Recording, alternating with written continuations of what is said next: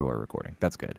Um, so I think the fascinating thing about Ohio State heading into 2025 is the the downside of success is everyone wants a piece of you, and part of that is the NFL. You have players, underclassmen with eligibility going to the NFL, and Ohio State last year brought a lot back that I think people anticipated to go to the NFL after 2023. So obviously not all those guys are going to come back, but you lose both coordinators with Chip Kelly going back to the NFL, Jim Knowles going to Ohio State. So there's a lot of new, not just on the roster on this team, but on the coaching staff. And the one I'm most interested about in Clinton, I'm not sure if this is where you wanted to start, is Brian Hartline, who previously got the promotion to offensive coordinator, though that was kind of in name only because Ryan Day was still calling plays. Then you bring in Chip Kelly to kind of be that guy who is the play caller. Now it seems like he's getting his chance to call plays this year. So with the new play caller, the inexperienced play caller who's never called plays at the college level before, Tony, how do you see kind of this offense shaking out? I'm sure it's still going to be the Ryan Day system, but with the new play caller, how do you see things kind of shaking out on the offensive side of the ball here? Yeah, I think it's going to be very familiar. I don't know if it's going to be as east-west as Chip Kelly's offense was at times, although since that works so well, why get rid of it? But I think there's a couple of things here in terms of offensive coordinator and calling the plays, which are calling the plays is one piece of being the offensive coordinator. We talk about offensive coordinator and just assume or just understand that just means calling the plays. He's coordinated. He's helped coordinate the offense before, but yeah, this will be his first time calling plays. One of the things that Ryan Day and Chip Kelly would always tell you is that by the time Saturday gets there, calling plays is about the easiest thing Mm-hmm. because you've got all of the down and distance and situations that you've got planned for certain calls. So it's almost kind of a paint by numbers type of thing Mm-hmm. because your calls are based on your situations. And so there's that aspect of it. The other aspect of it, I think, is Brian Hartline has gotten to learn from Ryan Day and Chip Kelly, who are two of the best play callers in college football in the last 20 years, if you'd like to say. And so he's learned from them, and that's a pretty good education. And he's got a bunch of weapons to utilize. The downside is that he's got a young quarterback, an unproven quarterback. But like other than the quarterback question, this is the perfect scenario for somebody calling plays for the first time. But other than that quarterback thing, so I think it's going to look very similar. And you've also Ryan Day also brought in Tyler Bowen as an offensive line coach who has coordinator and play calling history. He'll be able to help out in the run game because that's the area. If there's an area where Brian Hartline isn't as strong right now, it's the run game portion of it. He's very high minded in the passing game as you might expect, but Tyler Bowen's going to be there as well to help him along with the run game aspect of things. One of the questions that we're still waiting to find out is if he's going to be upstairs or on the sidelines. He's Mm-hmm. always been on the sidelines as a position coach, but the only guy that's called plays on the sidelines for Ohio State in the last 15 years or so has been Ryan Day. Mm-hmm. So it'll be interesting to see what Brian Hartline wants to do regarding that because he's always been hands on with his receivers, and now he's got a different role. He's still a receivers coach, but he's got more to worry about. Mm-hmm. And this is an offense that under Ryan Day, in the past, we've seen it a lot more aired out. The C.J. Stroud era comes to mind as a very prolific example of that. And you touched on the receivers and the passing game, but last year was a little bit more of that 50-50 split. Ran the ball a little bit more than they threw the ball, but they also had two incredible running backs to lean on last year. Given kind of the change, I mean, you touched on the quarterback, and obviously there's a lot of talent in that room, and whoever's throwing the ball is going to be in a position to succeed just because who he is throwing the ball to out wide, namely Jeremiah Smith. But how do you envision kind of the breakdown of, is it going to be a little more 50-50? Do you think, early in the season, maybe they tend a little bit more towards the run to kind of ease the quarterback into it? Or how do you kind of see that playing out early in the season? Well, and then the thing is, people expect them to ease the quarterback into it by running. So then do do some quick passing Mm-hmm. and things like that. But what Ryan Day will tell you is the same thing that Urban Meyer would tell you is that the 50-50 or the even split is not necessarily about being 50-50. It's about being able to run or throw on any down. Mm-hmm. That's the balance that they're looking for. I do expect them to be, I don't know, 55-45 run to pass. Because again, last year Ryan Day did this secret kind of thing of milking the clock, which uh, kind of took everybody off guard because the plan went into the season like we're going to play 16, 17 games, so let's slow things down, let's run some clock, let's play 65 plays in a game rather than 85 like they did in 2018. And that's when they had Dwayne Haskins throwing the ball all around, 4,500 yards passing, whatever. CJ Stroud in 2021 throwing the ball all around, 75, 80 plays a game. They're not that type of offense anymore. They're not that type of that's not what they want to be. They could, but that just puts more wear and tear on the team, and so he's trying to limit that. So running the ball makes more sense, but still, like you've got Jeremiah Smith, you've got Carnell Tate, you've got Max Clare. Mm-hmm. You're going to want to throw the ball as much as you can, but it's always going to be establishing the run first and then throwing off of the run because, as you know, a young quarterback, the best friend he's got is play action, and so I think they're going to run the ball as they can, and we'll see how the run game goes. I think everybody's pretty high on it, Mm-hmm. but what kind of boxes are these guys running into as they try to make a young quarterback beat them? Mm-hmm. Obviously we have new defensive coordinator as well, but before we kind of get into that, I wanted to kind of keep this this conversation on the offense going while we wait for Clinton to get his technical issues figured out here. And I think a good place to start with this is the quarterback battle because Lincoln Riley's the guy who always gets kind of his flowers for being the quarterback guru with the guys that he's recruited, developed throughout the course of his career at Oklahoma and then now at USC. But Ryan Day's a guy who belongs in that same conversation. He has a proven track record with QB development, and even in a year where you had a down year, quote unquote, with Kyle McCord, this was still a guy who had a great season and then exploded again last year for Syracuse in a little bit more of a pass-happy offense with the Orange. But we have a battle here between Lincoln Kienholz and Julian Sayin, and to a certain extent, Tavian St. Clair, though he seems to be, as a true freshman, kind of the forgotten man in this battle or the afterthought or, just the new man on campus, however you want to phrase that. But Ryan Day said this is a true 50-50 battle, but anytime you read something in the national media, it's always Julian Sayin is the guy. Do you get a sense that this is a true 50-50 battle, or is it just kind of window dressing for the inevitable? I think it's still open in that if Lincoln Kienholz plays well enough, he can win the job, and that Julian Sayin hasn't done enough to this point to make it an insurmountable lead. But when you listen to his current teammates and former teammates talk about Julian Sayin, that's a lot of what gives everybody the expectation that it's going to be Julian Sayin. Other than, 5-star recruit, that sort of thing, and number one quarterback in the 2024 class, those sorts of things. To hear his former teammates talk about him at the NFL Combine this winter, and then Jeremiah Smith and other guys, the way they talk about him, it's really hard to think that he's not going to win it. But also, Lincoln Kienholz is a guy that has been doing very well in the summer in terms of the weight room and the workouts and building some leadership there. And that's one of the things Ryan Day talked about in Big Ten Media Days is let's see who comes out of the summer as a leader, because that's going to be something that dictates who wins the job as well. And he also said that he'll know who the starting quarterback is when the locker room has grabbed onto a guy, basically. And that'll come from fall camp when everybody just has an idea of they've seen enough to know enough. And right now, a lot of the guys have seen enough to go ahead and anoint Julian Sayin. But he was up and down in the spring, and there were times where Lincoln Kienholz was ahead of him, and there were times where Julian Sayin was ahead of him. Was at the top. So went back and forth in the spring. I assume they'll start out fall camp this week, and they'll be splitting reps with the ones. They shared reps pretty much a three-way share-a-thon back in the spring with Tavian St. Clair, but Tavian St. Clair won't really be involved this fall in terms of the battle. He'll just be getting, maybe, I don't know, 20% of the reps after, 40-40-20 type of thing.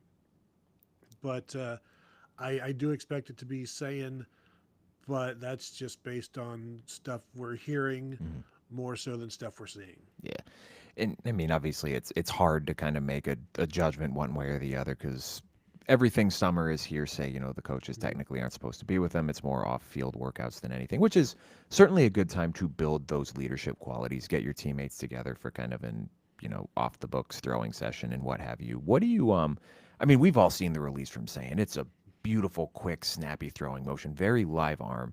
And I think that's tantalizing to a lot of people. And obviously, being the 5-star recruit, right? It's the mystery box where you only think about what could go right. You never think about the guys who don't pan out. But I think a lot of this too, at least from a national perspective, or maybe an Ohio State fan base perspective, is our viewing of Lincoln Kienholz was that Cotton Bowl where he really just was not given a fair chance in that game. He was not supposed to be the guy who plays. He gets thrust into a situation where Devin Brown rolls his ankle 5 minutes into the game. You already have a little bit of a patchwork roster because of guys who weren't playing in the game, and it just didn't feel like a fair situation. But looking, saying specifically, we can touch on Kienholz as well. But what's trait or skill set do you view with these guys that are most beneficial to the Ohio State attack in 2025?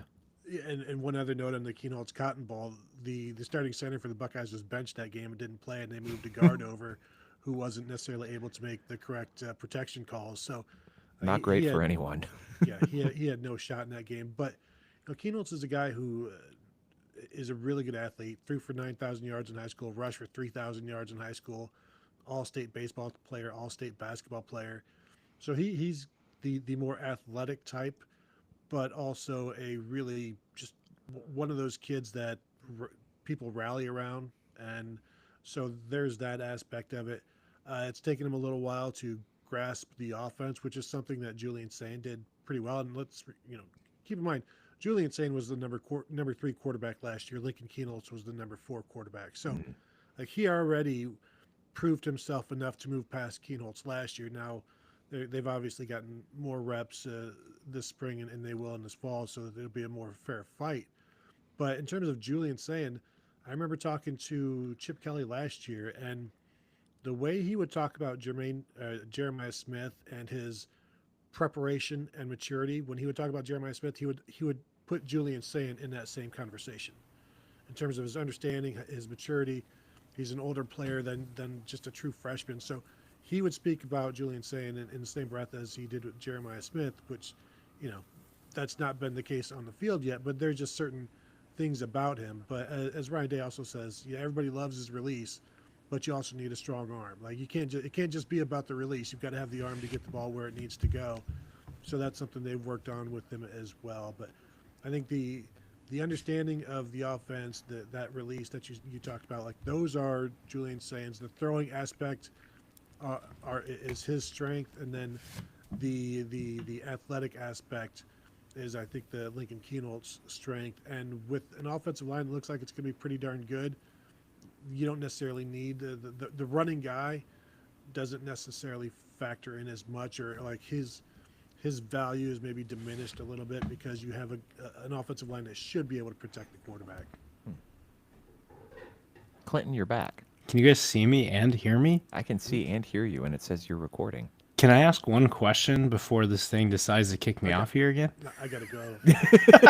Sorry, man. We actually went through all 6 questions. Well, I was watching you guys on the YouTube live feed to keep caught up while I was trying to finagle this crap. But I don't believe I missed the running back question, right? You did not. Is that You did still not. available? Perfect. Yeah. Well, I'm going to ask it before it kicks me off. Judkins and Henderson, phenomenal duo last year. Top duo in the college football world. They're off to the NFL now. Patriots, Browns. Ohio State's now going to turn to James Peoples and C.J. Donaldson to lead the backfield. Tony, how do you envision them kind of breaking up the carries between those two? And a lot of what I've heard this offseason, there might be a third guy who's pushing in there for some reps in there by the name of Bo Jackson. So how do you envision this backfield being split up this year? I think they really liked what they did last year with Judkins and Henderson in terms of like 14 and 11, like carries for Judkins and Henderson.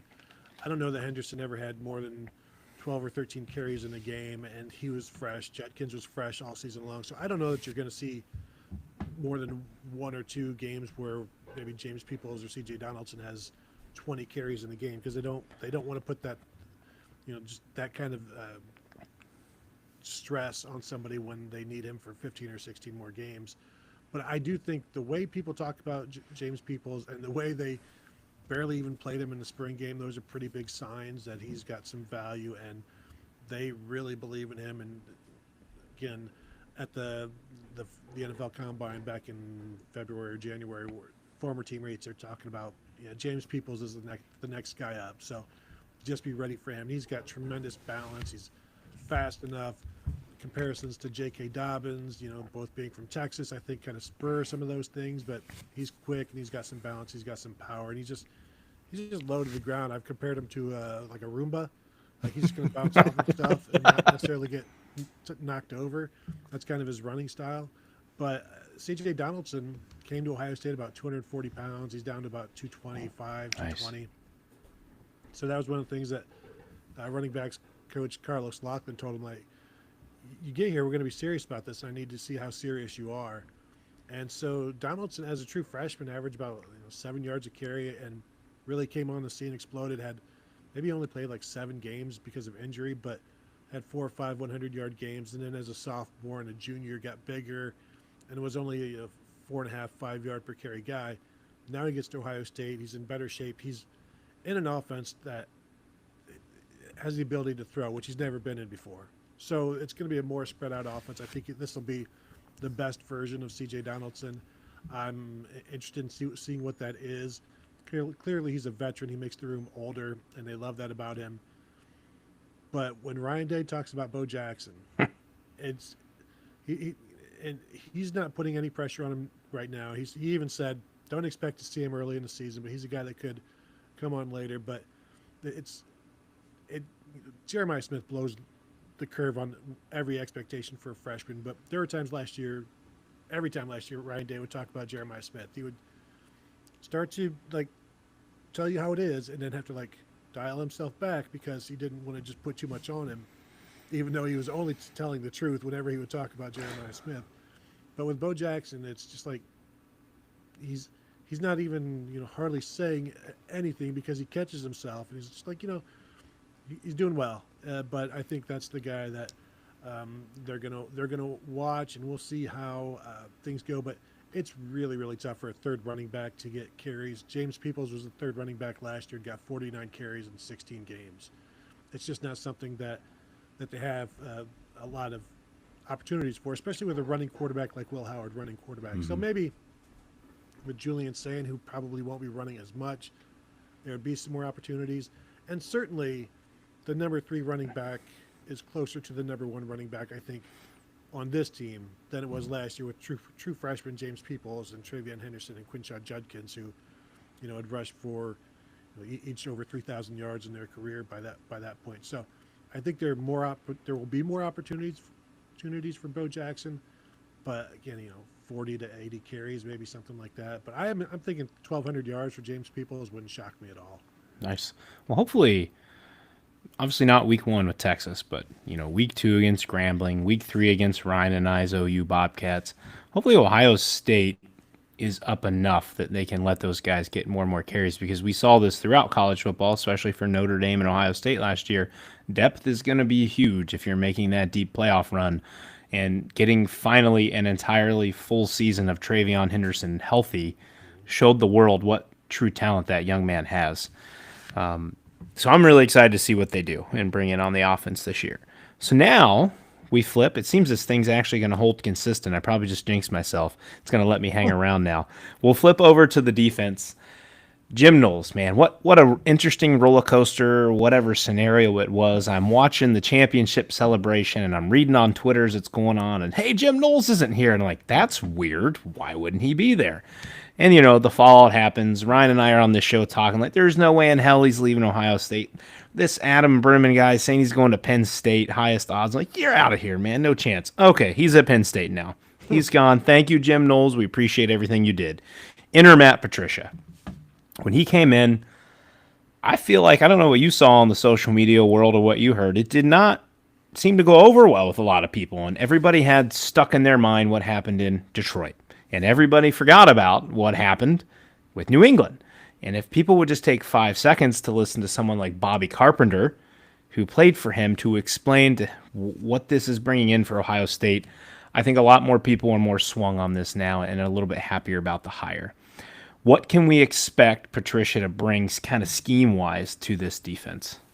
Well, there's no reason to greatly change what Ohio State was last year and what they built over the 3 years with Jim Knowles. But Matt Patricia's also going to add some things that he wants to do, which, I mean, more odd fronts, maybe some just more what Ryan Day really likes about Matt Patricia, other than his experience in the Super Bowls, is that he has excelled at New England mainly in finding roles for defensive guys. Finding something that this guy does very well. Let's find a way to get him to do that. What this guy does very well, let's find a way to get him to do that. Just specializations and making the most of somebody's skill set. So that's, I think, some of the flourishes that you'll see this year, whether, Sonny Styles rushing the passer more or Arvell Reese, who is also like, you got two linebackers that are 6'4", 235 pounds. And Matt Patricia looks at both of those guys thinking, I could do a lot with those guys because they're athletic, they can rush the passer, they can drop back, they can cover. So he's got this, all of these things, what can I do with them? Jim Knowles used to call it experimenting in the spring. I'm going to experiment with Sonny Styles this spring, see what I can do, see what he can do. And so they've done that, but getting those linebackers more involved, I think, in the pass rush, and I think you'll see that. And then continuing to evolve what Caleb Downs does, because he moved around a lot last year. So what more do they have for him? And are the safeties around him able to keep up like the safeties like Lathan Ransom and Jordan Hancock were last year? I think that's one of the questions this year is they were allowed to do a lot of things with Caleb Downs because of everyone around Caleb Downs. It's a different group around Caleb Downs in the secondary for, some new starters there. Can they still do all of that? And I think they're going to try, and we'll see how it goes, because Ohio State had the best last line of defense in the nation last year, really sound tacklers, and they need to be that same way this year if they're going to have Caleb Downs playing in the box as much as they did last year. I think one thing, was it Patricia or maybe it was one of the podcasts I listened to, maybe the podcaster said it, but he obviously coached at New England, and you're getting NFL talent, and there's only 32 teams with 53 players on the team. So you're getting top talent that's in the NFL, but you don't necessarily have the best talent available at almost every position in a way that you do when you're at somewhere like Ohio State. So I believe they were saying something like the ability for him to toy around and just, he's looking at the massive talent at DE, D tackle, cornerback, like all of its top level talent for the first time, and he's had it all there. And I'm excited to see how he utilizes it. And maybe this year we'll get to see the finally a breakout from CJ Hicks. We've been waiting for years, but if there's a guy who can figure it out, it feels like Matt Patricia.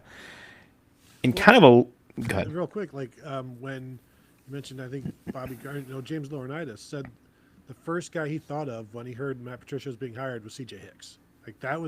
He will do more for CJ Hicks than anybody has done for him at Ohio State, was his thought. Thank goodness. Because I feel like I'm blanking on the other guy's name, but it felt like we kind of underutilized a Baron Browning. And then there's the other I'm blanking on the linebacker right now, but we went through time, and then it felt like 4 years, and finally we got something out of them, but felt like we missed that 2 or 3 years. Yeah. Curtis Grant, Etienne Sabino, the history of 5-star linebackers where they get one good year out of them is there's some names there. Absolutely. Well, perhaps the biggest hit from looking at the guys who have just been with this program forever, Jack Sawyer's gone, JT Tuimalau's gone, Ty Hamilton's gone, Tyleik Williams. That's your entire starting defensive front from last year, all now in the NFL. Ohio State had a lot of guys play last year and get meaningful reps, which is beneficial. But again, like we said at the beginning of the show, they've not been in the prominent starting roles yet. So there's a slew of guys there. Who are the names we need to be keeping our eyes on? And if you could pick maybe one or two D linemen who are prime for a breakout season, who would you push your chips on? Yeah, fourth-year junior defensive end Kenyatta Jackson is the guy that everybody is talking about. He's been one of the primary backups the last 2 years with Caden Curry behind Sawyer and Tuimalauau. So he's the guy, and even, again, back at the Combine, when they're talking about asking who's going to step up in terms of leadership. They would mention Kenyatta Jackson, and also just not even including the leadership, but also the production. So that's the guy that I would pick to be the guy that steps up. But he does not have a long list of stats in his career. I think he's maybe got 3.5 sacks in his career, 3 sacks. So they brought in Bo Atkinson from North Carolina, who started one game but was productive off the bench in that rotation that they had. I think he had 7.5 sacks last year. That's more than all of the defensive ends combined at Ohio State. So that gives you an idea of they have played quite a bit, but they've not been stat patters basically. So you bring in Atkinson. They went to Idaho State to bring in Logan George, and he had like 16.5 tackles for loss in the FCS last year. So they've got 5 defensive ends, all fourth-year guys, including C.J. Hicks. You feel pretty good about. Certainly feel better about the outside than the inside, and really the inside is where the concern has always been from this year. When winter to spring to now, the concern is the interior. They feel good about Caden McDonald at nose tackle and Edric Houston at 3-tech, sophomore. That he was a defensive end last year, and then over the bye week they moved him inside to 3-tech, and he was the backup the following week. That's how both impressive he was, but also how thin they are on the inside. But he had 7 tackles last year, so there's very little production from him to this point, and those are your 2 starters, and they need them to play like all Big Ten guys. But then they also need somebody behind them. Will Smith Jr. has been somebody that both Ryan Day and Sonny Styles have brought up at Big Ten Media Days unprompted, just as guys who are standing out. So they need somebody on the interior to step up with the 2 guys that they expect to start who have not really done much yet. Caden McDonald, as you know, has been a short yardage guy. He's mixed in. He's a big kid. Played some as a freshman, played more as a sophomore, but really they need those 2 guys to step up and then get guys behind them. But I do expect some defensive ends to slide inside on passing down, so they'll try to steal some snaps there and also go with some odd fronts, maybe have some linebackers rushing as well to fill up some of those snaps that they don't necessarily have for defensive tackles. Absolutely. And it feels like almost it's essentially the end of the road here. A now or never moment for Tylan Malone to finally make it click and get in there and have some impact there. But I look forward to, and some teams call it a NASCAR package. Some people just call it the rush package. I look forward to what they can put out there in a situation with those guys on the field. I think that could be pretty effective at getting after the quarterback, maybe even Arch Manning week 1.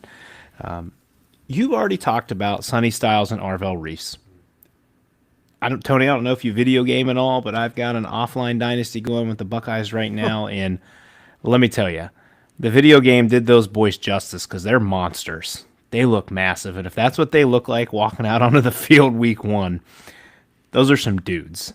So we're very familiar with those 2, and you guys, Austin and Berm, Spencer, Tim, and all those guys last year really talked up Arvell, and you guys need to pay attention to this guy. He's coming, and here he is now. So we've got those 2 as your starters, and I'm looking at the linebacker room and the guys behind them. Of the linebackers, it's kind of in the waiting. TJ Alford, Peyton Pierce, Riley Pettijohn, you even got Stover in there. Of those guys, who do you think is going to have the biggest role or biggest impact to sit behind Reese and Styles this year? Yeah, it'll be Peyton Pierce, who is good enough to start at Ohio State right now. He's going to be what Arvell Reese was last year as that 3rd linebacker, what Cody Simon was the 2 years prior to that as the 3rd linebacker behind Tommy Eichenberg there. So he's the backup middle linebacker, probably the backup will if something were to happen, or he's going to play quite a bit. And frankly, they can have 3 linebacker sets, and then Arvell Reese or Sonny Styles could rush the passer, that sort of thing. So odd front, 3 linebackers, like a 3-3-5 something, and then one of those linebackers goes and rushes the passer because they really, really like Peyton Pierce. It's a tackling machine. Sonny Styles said, was asked, what does he bring to the defense? And he's like, well, not that we didn't have it last year, but he brings the physicality. And so when you're talking about, you mentioned you got Sonny Styles and you got Arvell Reese, and then you bring in the guy with the physicality. That's an impressive thing. So I think tackling machine from Texas who had 180 or 190 tackles as a senior. I think he also wrestles, so he's exactly what you want at linebacker. And he's a sophomore now, and He'll be starting next year, whether that's at Will or that's at Mike. We'll see what happens to Arvell Reese and whether he's back next year. Yeah, absolutely. And then kind of the same question posing to the defensive back room, not just the corners, but the whole defensive back room. You bring back Downs that you mentioned. You got Igbinosun back. Matthews Jr. is going to get the full starting role this year. You got Lorenzo coming back as well. But you got young guys, 5-star Aaron Scott. You have Bryce West. You've got Devin Sanchez. And then in the safety room, Fahim Delane. So kind of those guys, we've heard a ton about Devin Sanchez. But kind of in the defensive back room, same question. What guy do you envision having the most impact on this team this year? Yeah, the one thing that I'm looking forward to finding out this camp is who is the second safety. Who is the safety with Caleb Downs? And it may just depend on where Caleb Downs is playing, because Malik Hartford's a free safety. He can play strong safety, but he's mainly a free safety. Jalen McLean's mainly a strong safety, and those two guys they really like them. So is it just a matter of wherever Caleb Downs is, that player isn't, that sort of thing, and they play three safeties, and Malik Hartford and Jalen McLean will just alternate who's in from time to time. But obviously Caleb Downs is going to do whatever he wants to do, and he's going to be just fine. I think Jermaine Matthews at corner is primed for an all Big Ten season. He's really, really good, and he's confident, and he attacks the ball. I'm interested to see how well Lorenzo Styles does at nickel, because Jordan Hancock was part of the glue last year, being able to play so many different things, whether it's, he's nickel, but then he drops back to a deep safety, or he does, he can play outside.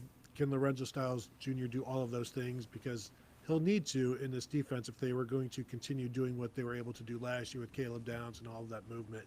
So there's still some questions to see how much everybody can handle, but they feel good about what they have, clearly. And then you said Devin Sanchez. He's the prototype corner, and he'll be in the two. He's already in the two deep. I'm wondering if he or Aaron Scott can push their way into the rotation like Jermaine Matthews did last year.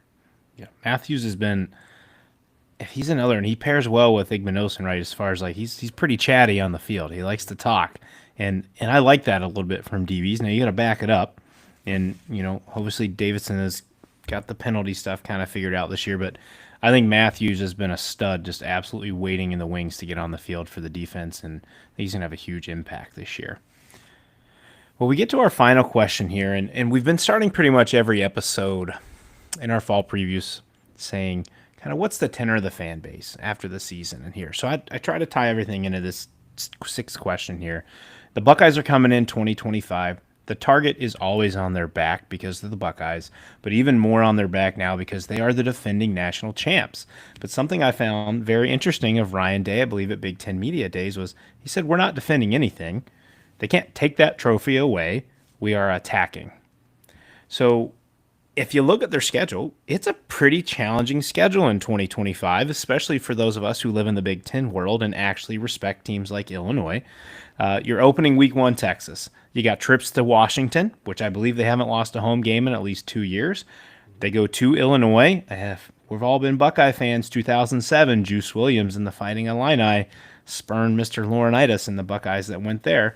You got to go to Michigan. You got to get that monkey off your back at some point. And then you host Penn State. And, of course, the toughest game on the schedule, you host the defending MAC champion, Ohio Bobcats. Go Bobcats there.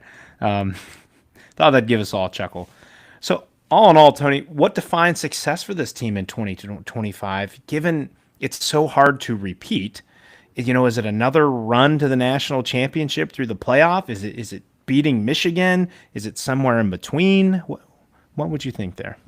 Well, I would also throw in they have to go to Wisconsin as well. And 2 number 1 Ohio State teams have lost in Wisconsin in the last 25 years. So crazier things have happened.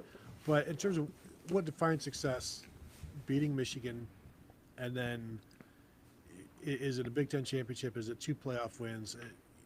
It's I think beating Michigan and then a postseason win of some sort. Although then it becomes, if you win the Big Ten, is it a successful season if you lose in the first round or in the second round if they get the bye?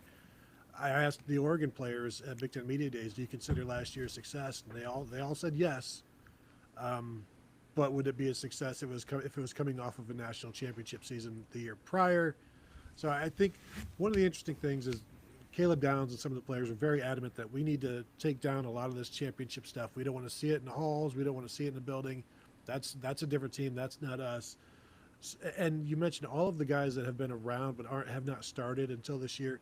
They've got a lot of guys that are, as they say, hungry because they watched all of the starters do all of the things last year, and now this is their opportunity to finally get in there. So it's still a hungry team, very unlike, I think, the 2015 Ohio State team, which was run by a lot of second-year guys. A lot of the second-year guys were stars, and they had to come back because they couldn't go pro yet.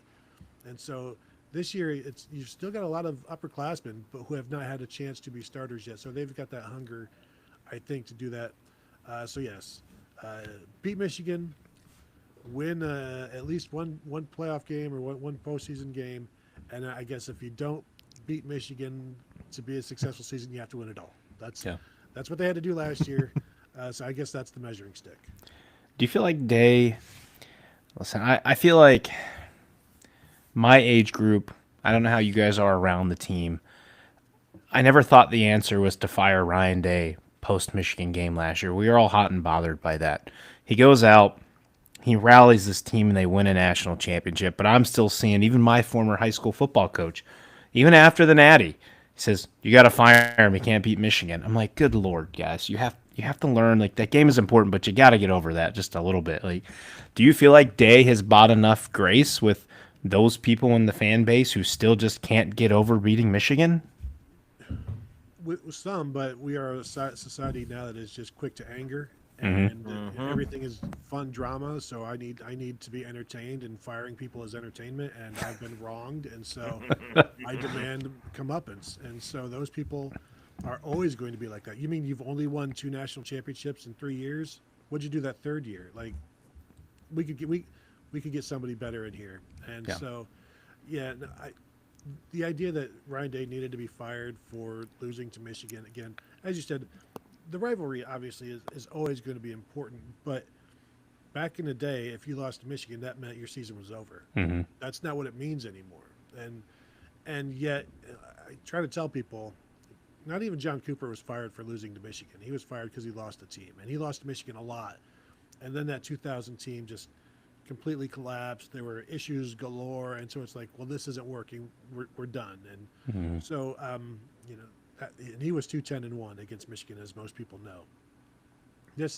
And then also the other thing for Ohio State fans, if you believe that Michigan cheated, which a lot of them do, then don't you also have to cut the head coach some slack for losing games that Michigan cheated in?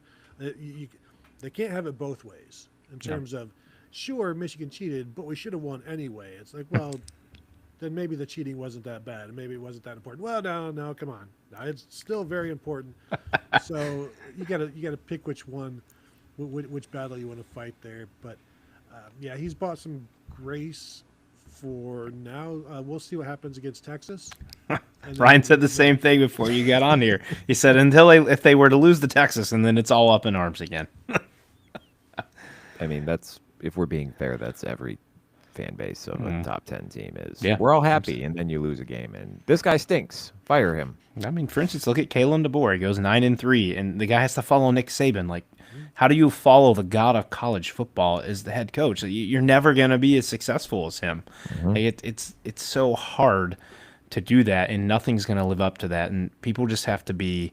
You're allowed to be frustrated in the moment, but you got to let it cool off and be realistic at times. And Columbus, however many of you Buckeye fans listen to this, enjoy Ryan Day. He's a great coach. He's a great human being. He's a great leader for your team. Be thankful you have him, because I bet there are a lot of other college football teams who would love to have that man coach their team. Well, the other thing is you have so many people that judge their team off of what Nick Saban did at Alabama, which is crazy. That people like, and especially now in a different system. Nick Saban didn't have to deal with 12-team or 16-team playoffs. He just got the benefit of the doubt so many times in his career and took advantage of it. But you can't, like, I think my team should be doing what nobody else has ever done since the 1930s or the 1940s. And it's like you're wrong and you're crazy. But that's also one of the great things about college football. It's like we're all wrong and we're all crazy, but Mhm. we're all doing it together. Absolutely. This is what we eat, sleep, Yes. and breathe for, man. And it's coming. It's coming quick. I mean, we're under a month. I mean, I don't know. What are we at? 20? Is it 21 days left till Ohio State kicks off? No, it's Something 28 like that. 28. Okay, I knew we're in the or 20s. So 29 or something.